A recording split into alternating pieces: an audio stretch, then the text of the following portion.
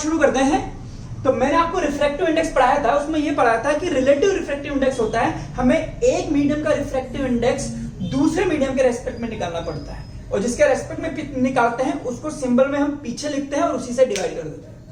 हाँ, वेलोसिटी वाला क्वेश्चन आ जाते हैं तो हम उसको उल्टा कर देते हैं, ये बात मैंने आपको बता दिया था। आगे लिखिए एब्सोल्यूट रिफ्रैक्टिव इंडेक्स, इंपॉर्टेंट करना है इसको, एब्सोल्यूट रिफ्रैक्टिव इंडेक्स।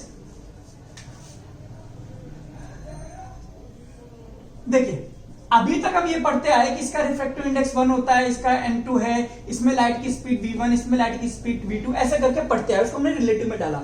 लेकिन अगर किसी मीडियम का रिफ्रैक्टिव इंडेक्स वैक्यूम के रेस्पेक्ट में निकाल दिया जाता है,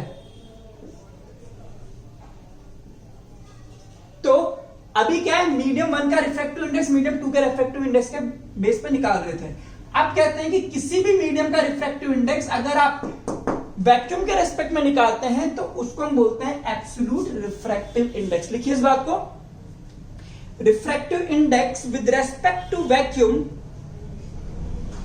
refractive index with respect to vacuum is absolute refractive index.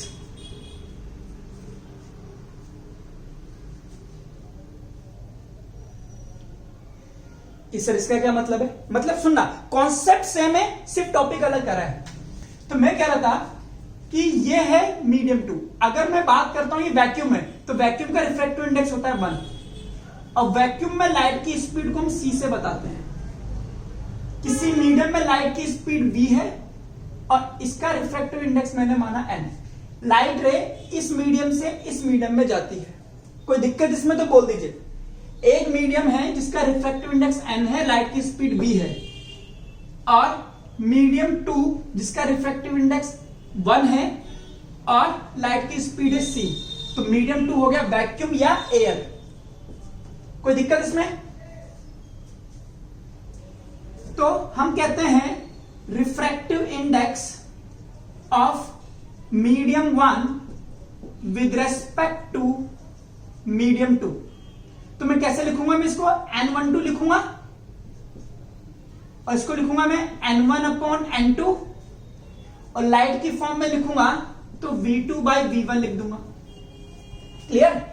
n1 को मैं लिख रहा हूं n, n2 की वैल्यू है 1, v2 है स्पीड ऑफ लाइट और इसको मैं लिख रहा हूं v, और यहां से हम देंगे definition of absolute refractive index.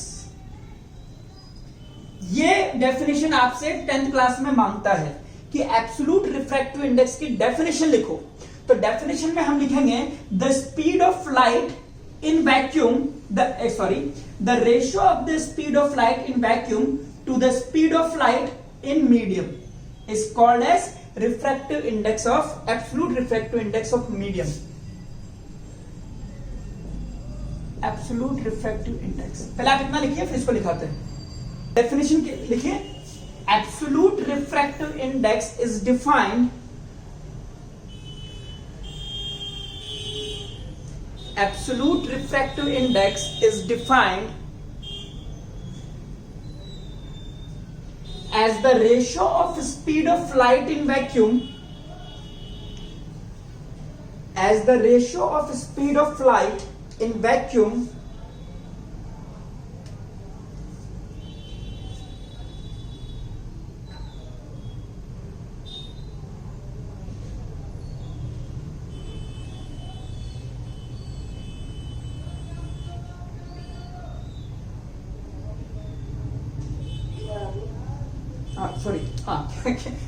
मैं इसमें भरने लग गया था। Absolute refractive index of a medium is defined as the ratio of the speed of light in vacuum to that of in a medium, या to the speed of light in a medium, in that medium.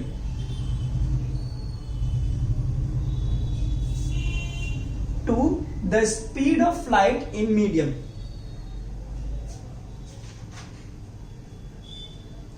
बस इसको हम बोलते हैं absolute refractive index. कोई दिक्कत इसमें? लिखिए हेडिंग डालिए स्नेल्स लॉ, जो हमारा रिफ्रैक्शन का सेकंड लॉ है।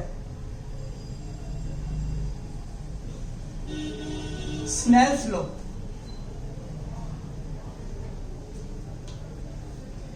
देखो बेटा, मैं आपको यहां पर स्नेल्स लॉ अप्लाई करना सिखाऊंगा। वैसे वो चीज हम 12th में सिखाते हैं, बट इजी सी चीज है, आप भी सीख जाएंगे एक ही बार में। तो मैं उसको यहां भी एक्सप्लेन कर देता हूं, ठीक है?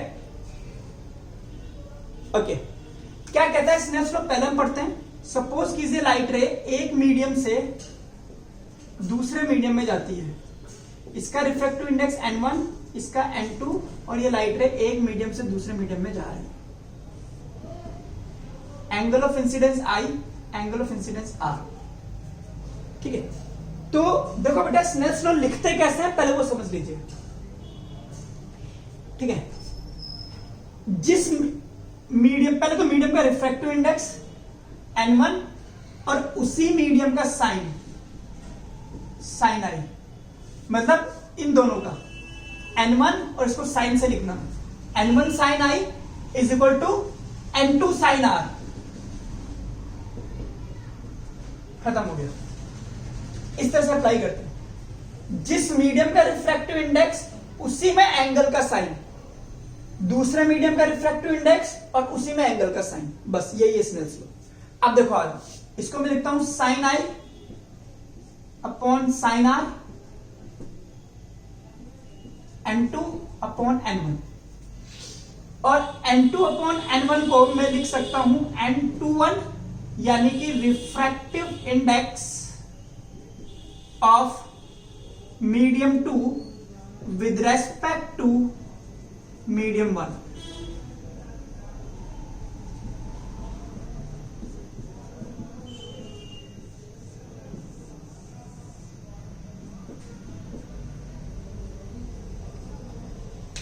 अब इसको लिखने को आ जाए कि व्हाट इज स्नेल्स लॉ, तो कैसे लिखेंगे?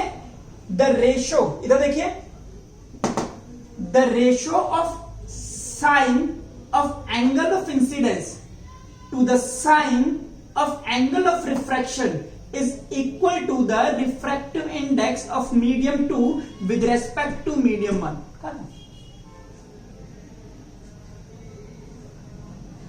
लिखिए इस बात को, स्नेल्स लॉ को लिखिए। हाँ, मैं लिखा रहा हूं।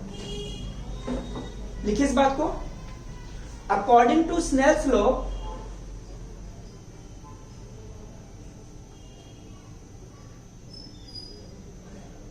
द रेशो ऑफ साइन की स्पेलिंग ऐसे लिखना SINE,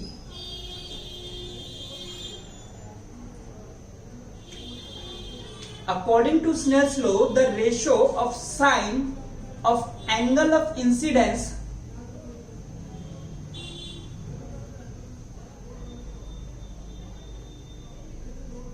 to that of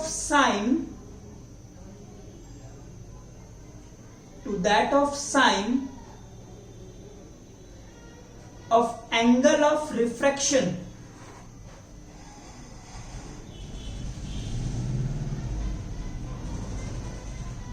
remains constant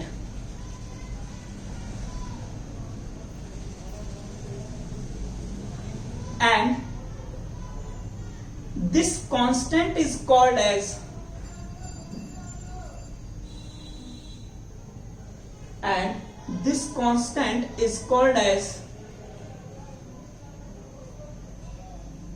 refractive index of medium 2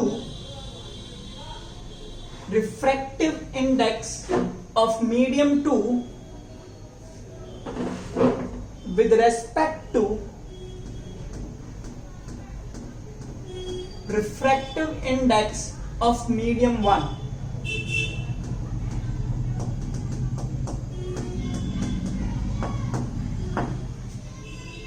ठीक है?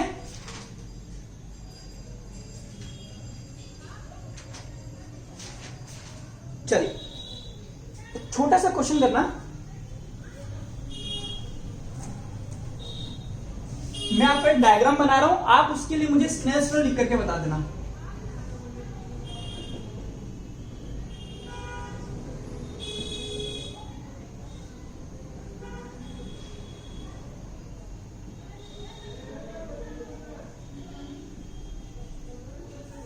NA NB लिख करके बताइए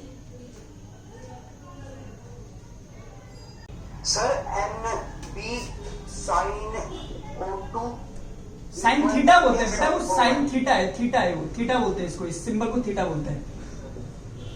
very good. NA sign theta 1। Yes बस खत्म हो गया, इसको बोलते हैं स्नेल्स लॉ। आगे सीख गए, इसमें क्या सीखना है। चलो साहब आइए,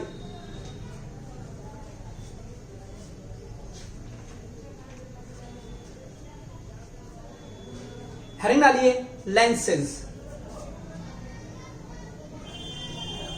भाई जिस मीडियम का रिफ्रैक्टिव इंडेक्स उसी मीडियम के साइन का थीटा बस इज इक्वल टू दूसरे मीडियम का रिफ्रैक्टिव इंडेक्स दूसरे मीडियम में एंगल का साइन बस। हाँ बस सिंपल सिंपल है। मतलब अगर आपको मैं यूं दे देता हूं, इसको मैं थीटा 1 कह देता हूं, इसको थीटा 2 कह देता हूं, इसको मैं n1 इसको n2 कहता हूं, तो बस इन दोनों का लिखना है n1 sine theta 1 is equal to ये दोनों, बस खत्म। चलिए वैसे आपको इसकी जरूरत नहीं पड़ेगी, बट स्टिल आपको पता होना चाहिए कि भाई क्या चीज है। जब पढ़ रहे हो तो ढंग से पढ़ लो, नहीं तो मत पढ़ो। चलिए लिखिए लेंसेज। लेंसेज बेटा लेंस क्या होता है, जब किसी ट्रांसपेरेंट मीडियम को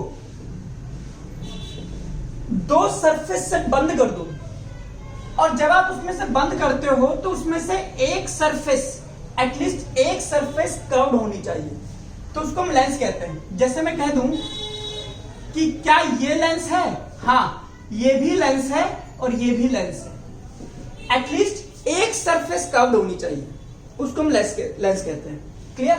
तो इस हिसाब से हमारे पास दो लेंस बनते हैं, एक वो जो कॉर्नर से थिन होता है और बीच में से मोटा होता है, थिक होता है। इस लेंस को हम बोलते हैं कॉन्वेक्स लेंस। कॉन्वेक्स। हाँ, एक वो जो बीच में से थिन होता है और कॉर्नर उसके थिक होते हैं, हाँ कनकेव लेंस कहते हैं इसको। हमारे सिलेबस में ये दोनों ही हैं, ये वो नहीं है, ये नहीं है हमारे पास।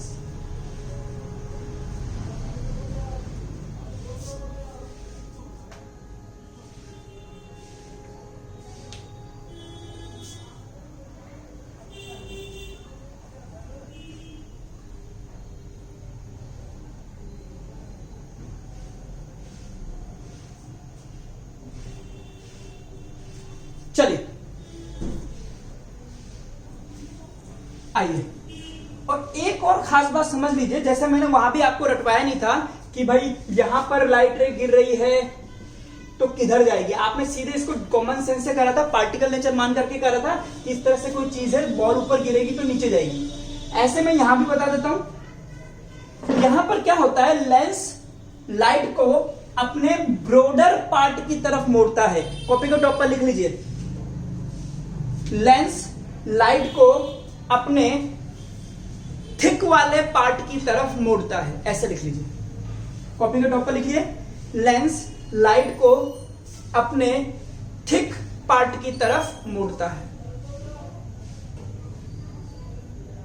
मतलब क्या हो गया, बात कर लेंगे, ठीक है। ये लिख लें। अब आप लिखिए rules for image formation. Rules for image formation.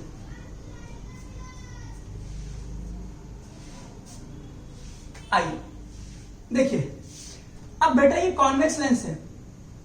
अब चक्कर क्या है कि इसमें लाइट आप इधर से भी डाल सकते हो और इधर से भी डाल सकते हो, तो इसके दोनों फोकस होते हैं दोनों तरफ। इस तरफ से आने वाली लाइट के लिए ये वाला फोकस का काम करता है और उधर से आने वाली लाइट के लिए ये फोकस का काम करता है। फोकस की डबल डिस्टेंस कहलाती है 2f।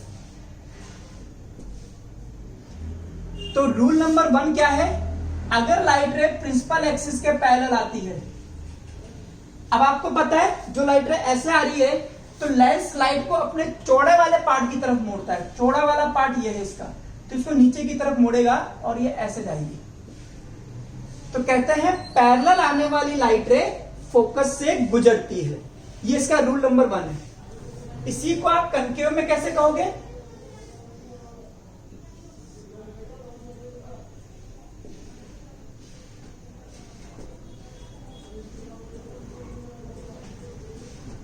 हम कहेंगे फोकस से,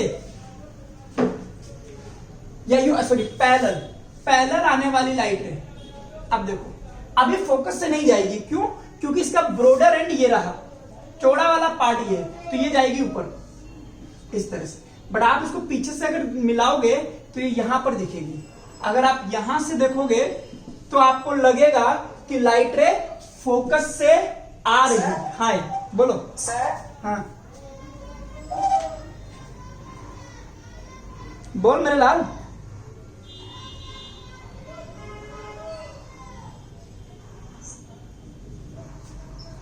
सर पास आ जाएगी। दोबारा बोल बेटा।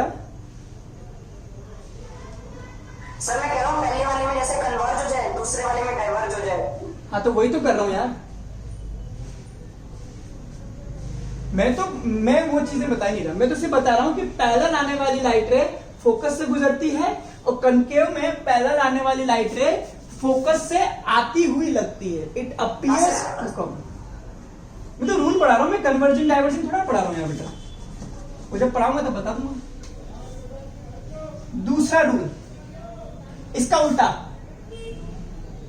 उल्टा क्या रूल है कि अगर लाइट रे ऐसे जाके ऐसे आई ना, और अगर वो ऐसे चली जाए, फोकस से गुजर जाए, तो अगर लाइट रे में ऐसा डाल दूं तो प्रिंसिपल एक्सिस के पैरेलल हो जाएगी ये लो। और इसमें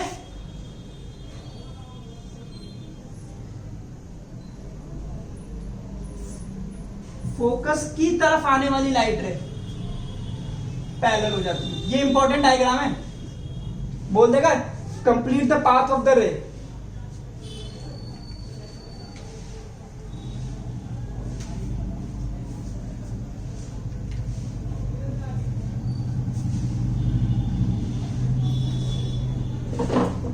पैरेलल आने वाली फोकस से गुजर गई, फोकस से गुजरने वाली पैरेलल हो गई। कनकेव में पैरेलल आने वाली फोकस से आती हुई लगी और दूसरे में फोकस को जाती हुई पैरेलल हो गई। बस खत्म। और तीसरा, दोनों में सेम है, कॉन्वेक्स हो या कनकेव हो, ऑप्टिकल सेंटर से जाने वाली लाइट बिना मुड़े सीधी निकल जाती है।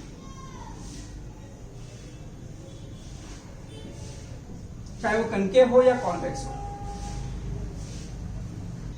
तो इसमें हम मानते हैं, हमारे पास कौन कौन सी चीजें हैं देखते हैं।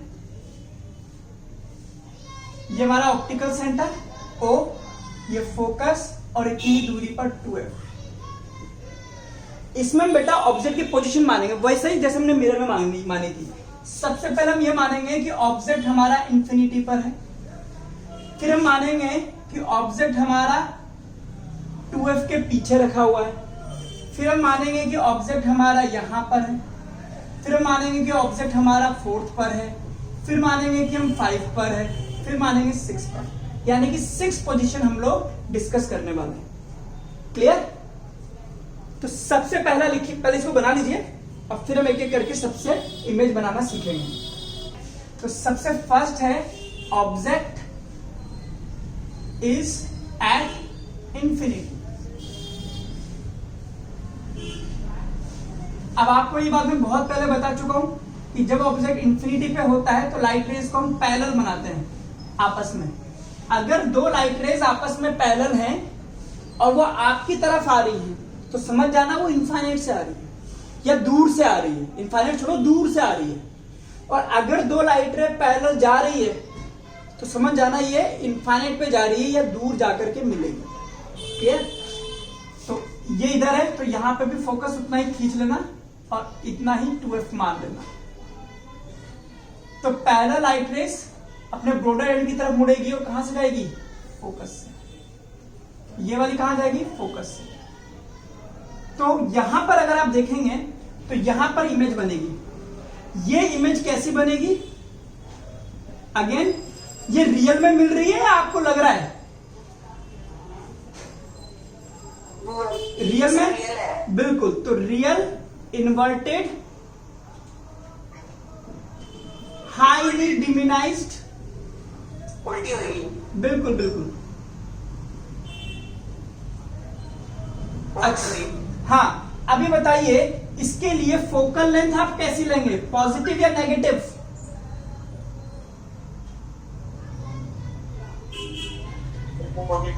Sir positive. बिल्कुल, क्योंकि ऑप्टिकल सेंटर से आप फोकस नापोगे तो आप तो सेम डायरेक्शन में जा रहे हो लाइट के, तो ये आ जाएगी पॉजिटिव। और ये फोकस इसका रियल फोकस है। फोकस भी कैसा है? रियल फोकस है। लिख लीजिए।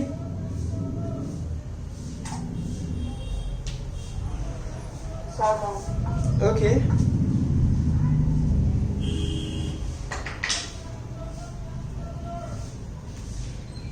करोगे जय करोगे।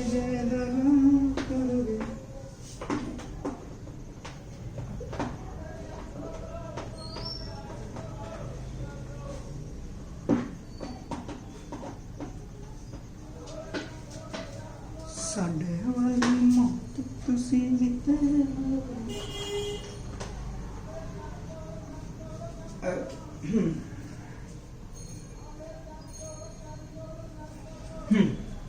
दूसरा, व्हेन ऑब्जेक्ट अब इंफिनिटी से थोड़ा आगे लाओ, यानी कि बियॉन्ड 2f। आइए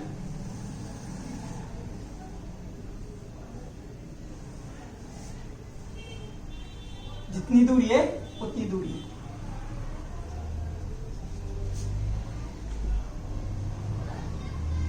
और इस बार मैं ऑब्जेक्ट को यहां रख देता हूं।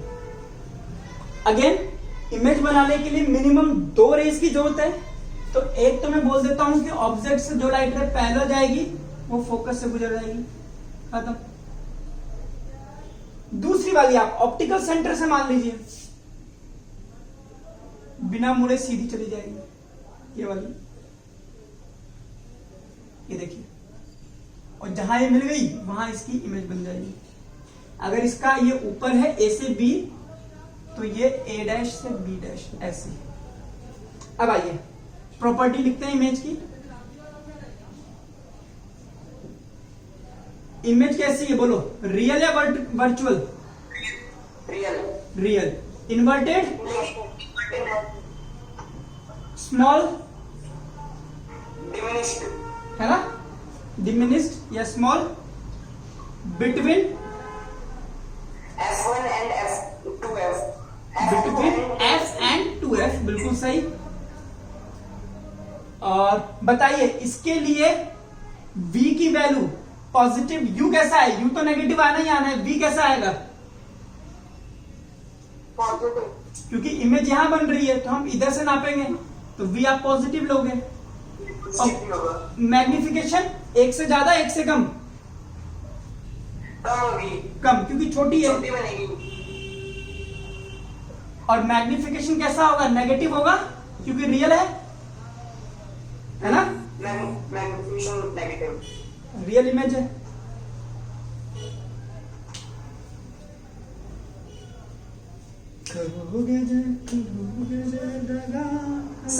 हाँ बेटा, मैग्निफिकेशन 0 पॉइंट में नहीं आ सकती। हाँ तो 1 से छोटा तो 0 पॉइंट ही तो होगा। तो फिर सर वो फिर नहीं, -0.1 ऐसा आएगा। अच्छा, रियल के लिए मैग्निफिकेशन नेगेटिव होता है, ये हम आगे भी पढ़ा चुके हैं यार, पिछले भी पहले भी पढ़ा था। चलिए साहब, मैग्निफिकेशन पॉजिटिव आता है वर्चुअल के लिए, बाकी तो नेगेटिव आएगा। आइए, ऑब्जेक्ट इज एट 2f, यानी कि अब मेरे लिए ऑब्जेक्ट थोड़ा सा आगे आ गया है यहां पर। तो पैरेलल वाली फोकस से गुजर गई, सिंपल। इस तरह से, और ऑप्टिकल सेंटर वाली गुजर जाएगी ऐसे, ये रही F2 पर बनेगी, बिल्कुल 2F पे। 2F2। अगेन रियल, इन्वर्टेड और सेम साइज। Same size. कहां पर बनी है? Eight 2F। 2F। इधर की तरफ जाओगे V पॉजिटिव आएगा, मैग्निफिकेशन 1 आएगा। 1 आएगा, 1 नहीं -1 आएगा, ऐसे समझ लो, क्योंकि माइनस रियल बन रहा है ना। -1 रियल लगेंगे। बस लिख लो। अब आ जाइए, object is between 2F and F। थोड़ा सा और इसको आगे बढ़ाते हैं।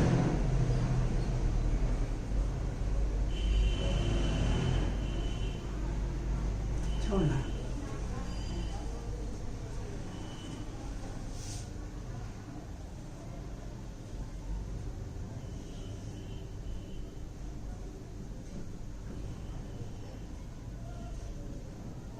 जितना इधर है उतना ही रखना इधर भी।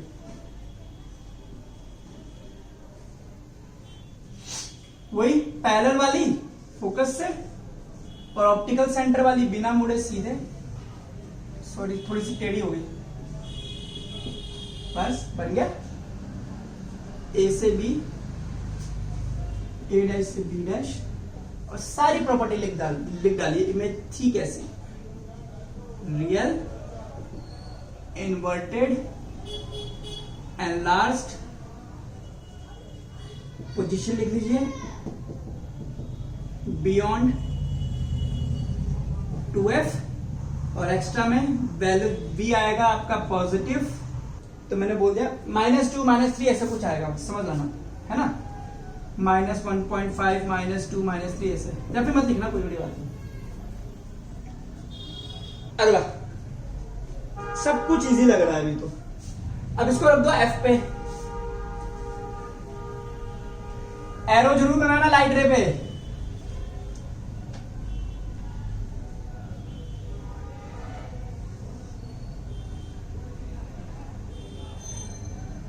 F पे रख दूंगा तो पैरेलल वाली फोकस से ऑप्टिकल सेंटर वाली इधर। याद रखना ये दोनों आपस में पैरेलल होनी चाहिए। तो कहां मिलेगी? At infinity. सिंपल, पढ़ा हुआ है सब आपने, सब पढ़े लिखे लोग हो आप। इमेज रियल, क्योंकि इंफिनिटी पे वास्तव में मिलेगी, इन्वर्टेड होगी, एनलार्ज्ड होगी, ठीक है, एट इंफिनिटी बनेगी, V पॉजिटिव आएगा और M की वैल्यू छोड़ दो, मतलब बड़ी आएगी, -1 -2 -3 -4 -5 -6 ऐसे आएगी। Between optical centre and focus, इसको मैं अपनी मर्जी से बोलता हूं डेंगर जोन, क्योंकि ये इमेज आपको बाकी की 5 इमेजेस से डिफरेंट मिलती है। आइए, ये फेक होगी, वर्चुअल। हाँ,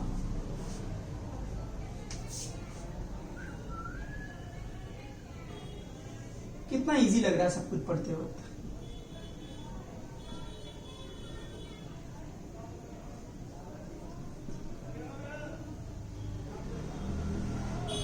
पैरेलल वाली फोकस से, और ये अब देखो ये दोनों थोड़ी सी डायलेटेड दिखाना, एक उधर जा रही है एक इधर जा रही है, पता चले ऐसे दिखा दी, अभी मिलेगी नहीं, बट मैं इसको पीछे की तरफ मिलाऊं और यहां से देखूं, यहां से अपनी आंखें लगा करके मैं इसको देखूं तो मुझे दिख जाएगी कि ये इमेज यहां मिलती है।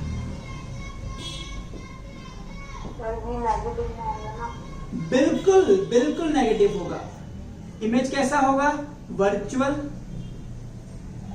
इरेक्ट और एनलार्ज्ड बड़ा होगा। पोजीशन कहां होगी? अच्छा, अब यहां ये मत सोचना कि सर ये इमेज फोकस पर होगी, फोकस के आगे, फोकस के पीछे, 2f पर, 2f से पीछे, ये कहीं भी हो सकती। जितना इसको आप, जैसे यहां पर है, जितना आप इसको इधर करोगे उतना ये ऐसा आएगा, ऐसा दूर जा सकता है। तो यहां भी बन सकता है, यहां भी बन सकता है, यहां भी बन सकता है। तो मैं सिंपल लिख दूंगा बिहाइंड द ऑब्जेक्ट, कि ऑब्जेक्ट के पीछे बनेगी, या इधर वाले साइड को मैंने फ्रंट बोला है तो इन फ्रंट ऑफ लेंस। और इसके लिए सर ये भी तो लिख सकते हैं on the same side of lens. हाँ हाँ, बात एक ही बेटा, अंग्रेजी में घुमा दो आप, और तो क्या है। V नेगेटिव आ जाएगा और M पॉजिटिव आएगा, और M 1 से बड़ा आएगा। जब ये क्वेश्चन करते हो ना बेटा, तो ये चीजें याद रखा करो, पॉजिटिव नेगेटिव। क्वेश्चन तो मैं तो कुछ भी करते रहता हूँ, यहां बोल रहे हो नेगेटिव आएगा, पॉजिटिव आएगा। यार इसको कल पढ़ाएंगे यार, मन नहीं कर रहा अभी पढ़ाने। बोलो क्या बोलते हो? और हीरो, हाँ यार कल पढ़ लेंगे, खत्म करो। अब देखो न्यूमेरिकली करने हमें, वो चैप्टर हमारा खत्म हो जाएगा, है ना। और थोड़ा भूख भी लग रही है यार आज, ठीक है। तो नेक्स्ट क्लास में हम कनकेव लेंस से मिरर बनानी सीखेंगे, और फिर हम करेंगे इसके न्यूमेरिकल, बिल्कुल मस्त, ठीक है। चलिए मिलते हैं आपसे नेक्स्ट क्लास में। कोई बात है तो पूछिए।